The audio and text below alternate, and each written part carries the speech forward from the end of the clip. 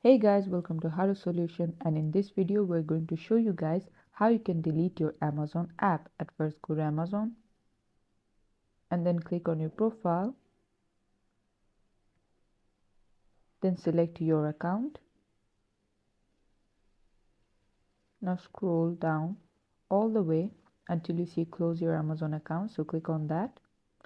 After that you have to again scroll down and then click on choose reason, and then let's just say I have another account, and then yes, I want to delete, and after that tap on close my account.